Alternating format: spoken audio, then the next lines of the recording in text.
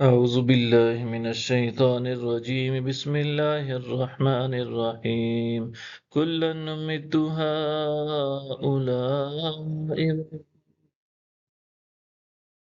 عطاء ربك وما كان عطاء ربك محظورا.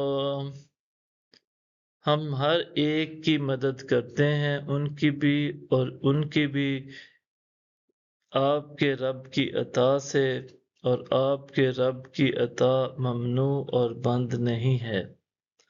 انظر کیف فضلنا بعضهم على بعض وللآخرة أكبر درجات وأكبر تفضیلا۔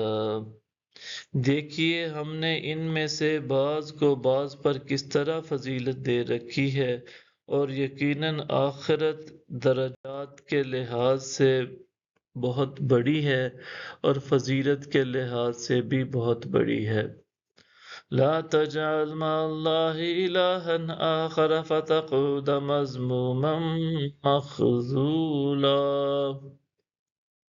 اللہ کے ساتھ دوسرا معبود نہ بنا، ورنہ تو ملامت زدہ اور بے یار و مددگار ہو کر بیٹھا رہ جائے گا۔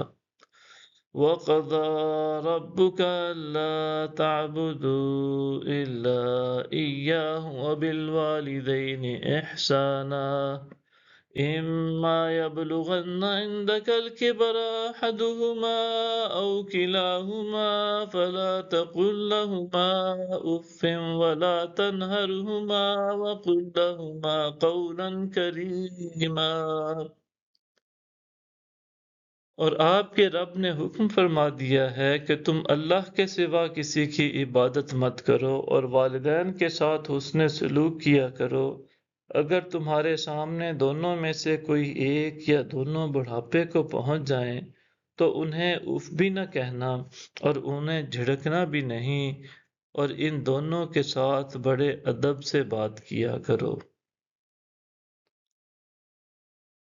وَاخْفِضْ لَهُمَا جَنَاحَ الذُّلِّ مِنَ الرَّحْمَةِ وَقُل رَّبِّ ارْحَمْهُمَا كَمَا رَبَّيَانِي صَغِيرًا۔ اور ان دونوں کے لیے نرم دلی سے عجز و انکساری کے بازو جھکائے رکھو، اور عرض کرتے رہو اے میرے رب ان دونوں پر رحم فرما جیسا کہ انہوں نے بچپن میں مجھے پالا تھا۔ ربکم اعلم بما فی نفوسکم ان تکونوا صالحین فإنہ کان للأوابین غفورا۔